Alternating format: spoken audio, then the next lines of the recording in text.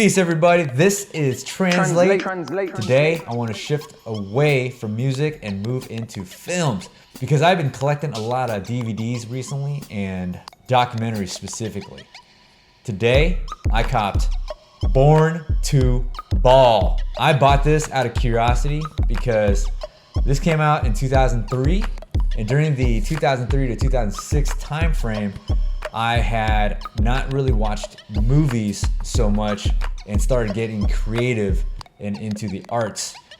At the time in high school, I think junior year, so 2001, 2002, I was really into Rough Riders, Jack on, and Swiss beef, yeah. Big Timers, kind of that Dirty South sound. I was also into Thug Workout. Dominate the ball. This is before you had your workout videos on YouTube or the YouTube gym instructors. And it was the first time I saw calisthenics out in the park. And that to me changed my life. And I realized, holy shit, you don't gotta go to the gym. What's really interesting about this film here was that this was produced by a company called Urban Works. And what's funny is if I could show you the logo right here, let me try to get in focus. The word Urban Works, it looks like a bootleg version of DreamWorks, because if you can't see it right away, it looks like it says DreamWorks. It's hosted by Paul Pierce and featuring music from 50 Cent. So this is huge. 50 Cent didn't pop off till 2003, 2004 on a mainstream level from Get Rich or Die Trying. And he's actually made music prior to that. If you know, you know. Essentially the content and the delivery were on point for this film. And I call it film because it's a masterpiece in its own. You have raw, candid style. When I say raw, this is essentially just the way people were from that era.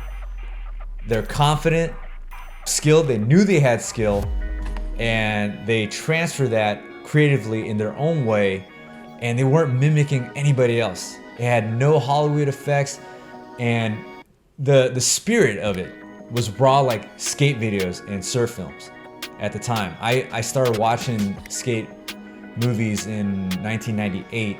I borrowed from one of my friends in high school, and it's called The End.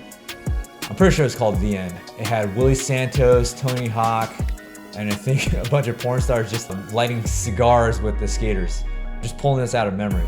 That spirit of just being creative and doing what was part of your life. So if you're young and you're not just into academics, there's something else that occupies your time. Basically, in this film, you saw a lot of NBA pros in their pre-pro days. These guys were killing it, and you'll see the craziest crosses, dunks, and moves. Personally, for me, started playing basketball.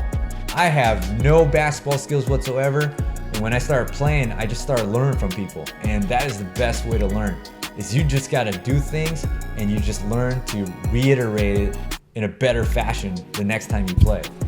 So, content was raw, the style was raw, it was candid, and when I say candid, there were actual interviews in here with some of the ball players. They would do a little documentary.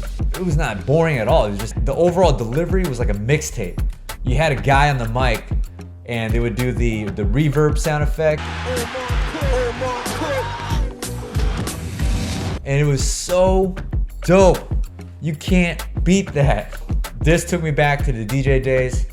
And what's really funny was that a video cassette or DVD like this was not polished, and it wouldn't have appealed to me back in the day because it looked like it was made and sold from someone's trunk.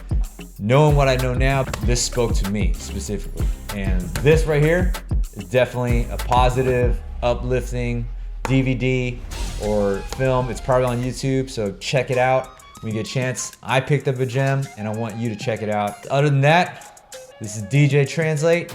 I'm out.